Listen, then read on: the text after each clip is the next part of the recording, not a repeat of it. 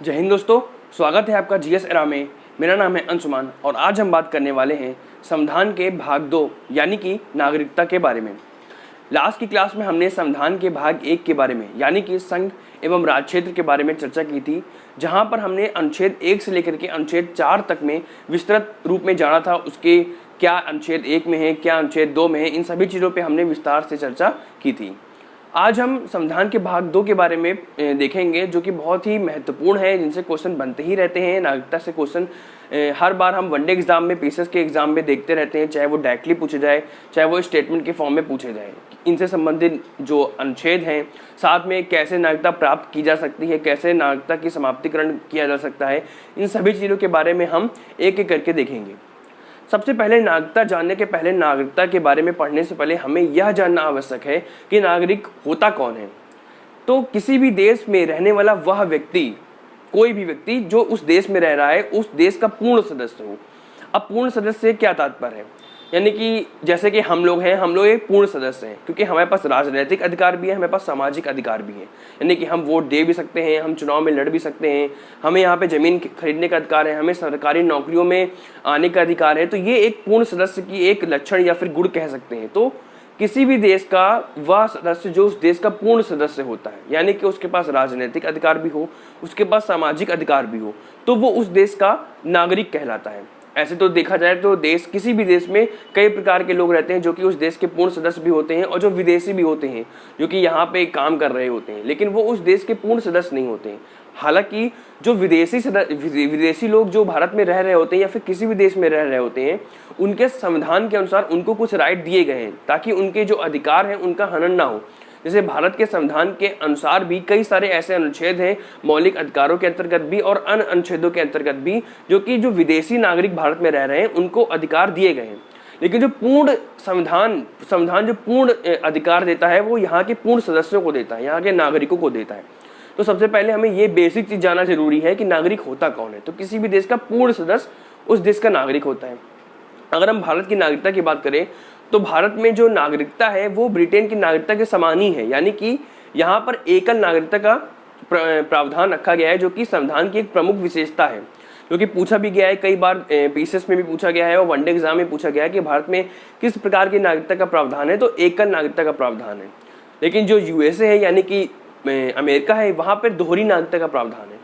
एकल नागरिकता का प्रावधान यानी कि एक देश और एक नागरिकता। यहाँ पे जितने भी राज्य हैं या फिर संघ राज्य क्षेत्र हैं, उनमें हमको अलग अलग नागरिकता की आवश्यकता नहीं है, बल्कि भारत के स्तर पे, पूरे देश के स्तर पे हमें एक ही नागरिकता की आवश्यकता है। लेकिन अगर हम अमेरिका में जाए तो वहाँ पे हमें राज्य की अलग नागरिकता चाहिए और जो देश के स्तर पे हमें अलग नागरिकता चाहिए, यानी कि हमें दोहरी नागरिकता की वहाँ पे आवश्यकता पड़ेगी। इसलिए कहा जाता है कि भारत जो है वो एकल नागरिकता की ओर अग्रसर रहा है और भारत में एकल नागरिकता का प्रावधान हमेशा से रहा है। ये मूल संविधान में उल्लिखित है। अब हम देखेंगे कि जो हमें नागरिकता दिखनी है भाग 2 में, इसमें प्रमुख अनुच्छेद कौन कौन से हैं, जिनसे क्वेश्चन कई बार पूछे गए हैं। तो हमें, जहां हमने अभी भाग 1 में अनुच्छेद 1 से लेकर के अनुच्छेद 4 तक में देखा था, अब हम अनुच्छेद 5 से लेकर के 11 तक, जो कि नागरिकता के बारे में बात कहता है, नागरिकता के बारे में इनमें प्रावधान रखे गए हैं अनुच्छेद 5 से लेकर के अनुच्छेद 11 तक में। तो हम एक एक करके इन सभी अनुच्छेदों के बारे में देखेंगे। इनको ध्यान से सुनिएगा, समझिएगा, अगर हो सके तो इनको राइट डाउन कर लीजिएगा, नोट डाउन कर लीजिएगा, ताकि आगे आप रिवीजन आसानी से कर सकें। तो हम अनुच्छेद 5 के बारे में देखते हैं एक एक करके। 5, 6, 7, 8, 9, 10 और 11, इन सभी अनुच्छेदों के बारे में हम देखेंगे। अनुच्छेद 5 के बारे में कहा गया है कि संविधान के प्रारंभ में नागरिकता, अर्थात संविधान जैसे ही प्रारंभ होता है, संविधान के प्रारंभ में यानी कि उल्लिखित है साफ साफ कि यहाँ पे नागरिकता, एकल नागरिकता का प्रावधान है और संविधान के प्रारंभ में नागरिकता का प्रावधान कर दिया गया है। यह क्वेश्चन डायरेक्टली पूछा गया है कि संविधान के प्रारंभ में जो नागरिकता का प्रावधान है ये किस संविधान के अनुच्छेद के अंतर्गत रखा गया है। तो यह अनुच्छेद 5 के अंतर्गत रखा गया है, इसको याद रखिएगा। फिर हम लोग आगे बढ़ते हैं अनुच्छेद 6। अनुच्छेद 6 क्या कहता है कि कोई व्यक्ति जो 19 जुलाई 1948 के पूर्व अगर वो भारत से, पाकिस्तान से भारत में आ जाता है, याद रखिएगा 19 जुलाई 1948 के पूर्व अगर कोई व्यक्ति पाकिस्तान से भारत में आ जाता है तो वह भारत का सदस्य होगा, भारत का नागरिक होगा।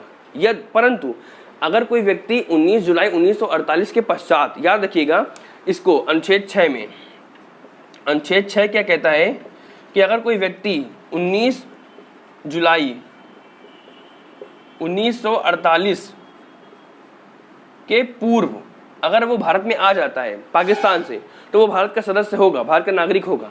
लेकिन अगर 19 जुलाई 1948 के पश्चात वो, यानी कि इसके बाद वो भारत में आता है, तो उसको भारत की नागरिकता प्राप्त करने के लिए यहाँ पे 6 महीने रहना आवश्यक है। यह अनुच्छेद 6 में कहता है। याद रखिएगा, अनुच्छेद 6 और अनुच्छेद 7 से कई बार क्वेश्चन पूछे गए हैं और अनुच्छेद 6 और अनुच्छेद 7 कंफ्यूज भी करता है। तो अनुच्छेद 6 कहता है कि यदि कोई व्यक्ति पाकिस्तान से भारत में आता है और वो 19 जुलाई 1948 के पूर्व आता है, तब तो वो भारत का सदस्य होगा। लेकिन अगर वो 19 जुलाई 1948 के पश्चात भारत में आता है, तो उसको भारत की नागरिकता प्राप्त करने के लिए यहाँ पर 6 महीने रहना आवश्यक है।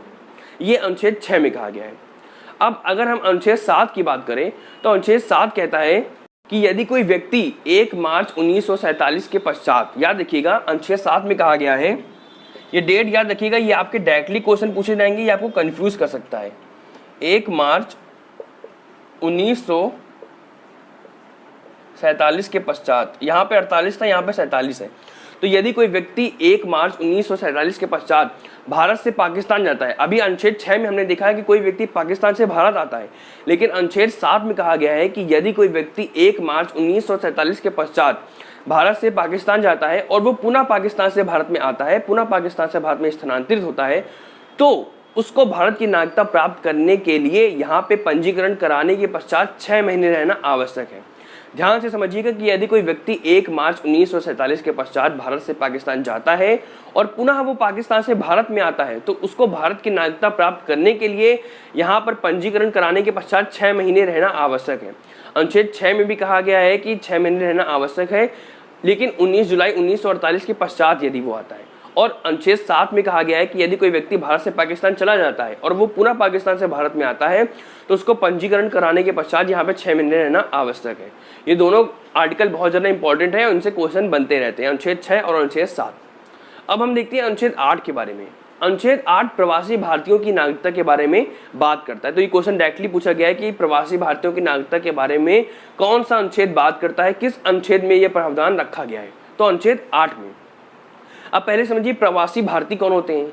तो वह व्यक्ति जो भारत में तो जन्मा हो, चाहे उसके माता पिता हो, चाहे दादा दादी हो, लेकिन वो भारत में रह ना रहे हो, वो भारत के बाहर किसी अन्य देश में रह रहे हो, तो वो प्रवासी भारतीय हैं। तो यदि कोई व्यक्ति जो प्रवासी भारतीय है उसको अगर भारत की नागरिकता प्राप्त करनी है, तो उसके लिए भी प्रावधान रखा गया है कि यहाँ पे नागरिकता प्राप्त करने के पहले उसको यहाँ पे पंजीकरण, जो कि वैध पंजीकरण हो, वो यहाँ पे कराना आवश्यक है। यानी कि अगर वो प्रवासी भारतीय है, उसको भारत की नागरिकता प्राप्त करना है, तो उसके लिए भी यहाँ पे वैध पंजीकरण के माध्यम से प्रावधान रखा गया है। और दूसरी चीज, उस देश में दोहरी नागरिकता का प्रावधान भी हो, यानी कि उस देश की भी नागरिकता ले सके और भारत की नागरिकता भी दी जा सके, क्योंकि प्रवासी भारतीयों के माध्यम से भारत को काफ़ी ज़्यादा कह सकते हैं कि जो पैसा मिलता है वो प्राप्त होता है, और जो कि भारत की इकॉनमी में बहुत बड़ी भूमिका निभाता है। इसकी वजह से भारत की गवर्नमेंट ने यहाँ पे दोहरी नागरिकता का प्रावधान प्रवासी भारतीयों के लिए रखा है। तो यदि कोई व्यक्ति प्रवासी भारतीय है तो उसको भी नागरिकता देने का प्रावधान किया गया है। और किस अनुच्छेद में? अनुच्छेद 8। याद रखिएगा, बहुत ज़्यादा इंपॉर्टेंट है।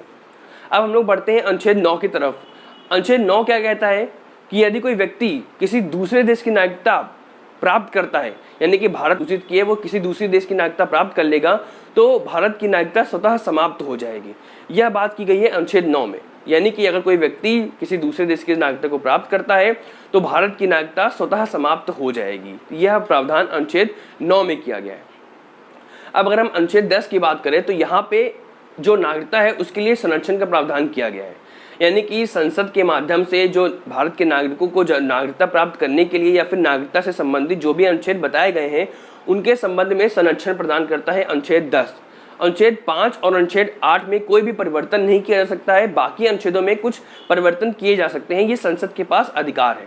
तो यानी कि नागरिकता के संबंध में जो संरक्षण का प्रावधान है वह अनुच्छेद 10 के माध्यम से किया गया है। और अनुच्छेद 5 और अनुच्छेद 8, जहाँ पे अनुच्छेद 5 में कहा गया है कि संविधान के प्रारंभ में नागरिकता, और अनुच्छेद 8 प्रवासी भारतीयों की नागरिकता के बारे में बात करता है, इनमें परिवर्तन नहीं किया जा सकता है। बाकी चीज़ों में जो परिवर्तन है या फिर संरक्षण जो है वो अनुच्छेद 10 के माध्यम से किया गया है। यदि हम अनुच्छेद 11 की बात करें, याद हमने अनुच्छेद 10 देखा, अब हम अनुच्छेद 11 देखते हैं। अनुच्छेद 11 कहता है कि जो संसद है वो अपने अनुसार जरूरत पड़ने पे नागरिकता अधिनियम 1955 में जिनमें 8 बार संशोधन किया गया है उनमें संशोधन कर सकता है, और नागरिकता से संबंधित जो प्राप्ति का या समाप्तिकरण का प्रावधान है उनमें परिवर्तन कर सकता है। यानी कि संसद के पास राइट है कि वो आवश्यकता पड़ने पर इन नागरिकता अधिनियम 1955 या फिर जो भी अनुच्छेद है या फिर जिनमें भी नागरिकता की प्राप्ति और नागरिकता के समाप्तिकरण का जो भी प्रावधान बताया गया है उनमें परिवर्तन कर सकता है अनुच्छेद 11 के अनुसार। कौन? संसद। तो ये नागरिकता से संबंधित महत्वपूर्ण अनुच्छेद थे, अनुच्छेद 5 से लेकर के अनुच्छेद 11 तक, जिनमें 6, 7 और 8 बहुत ज़्यादा महत्वपूर्ण हैं। इनसे क्वेश्चन कई टाइम पूछे गए, लेकिन आपको याद सारे के सारे रखना है। तो आज हमने नागरिकता क्या होती है, नागरिकता से संबंधित जो प्रमुख अनुच्छेद हैं उनके बारे में देखा, और नेक्स्ट क्लास में जो हम देखेंगे वो नागरिकता कैसे प्राप्त होती है और नागरिकता का समाप्तिकरण कैसे होता है। जैसे नागरिकता प्राप्त करने के लिए जन्म के आधार पर, वंश के आधार पर, पंजीकरण के आधार पर, क्षेत्र समाविष्टि के आधार पर, प्राकृतिक रूप से, ये 5 प्रकार है जिनके माध्यम से नागरिकता की प्राप्ति की जा सकती है। तो जन्म के जो भी नागरिकता की प्राप्ति का प्रावधान है और जो समाप्तिकरण का प्रावधान है, इनके बारे में हम नेक्स्ट क्लास में देखेंगे। अभी आप इन अनुच्छेदों को समझिएगा, अगर हो सके तो नोट डाउन कर लीजिएगा। नेक्स्ट क्लास में मिलते हैं जहां पे हम नागरिकता की प्राप्ति और समाप्तिकरण के बारे में विस्तार से चर्चा करेंगे। जय हिंद।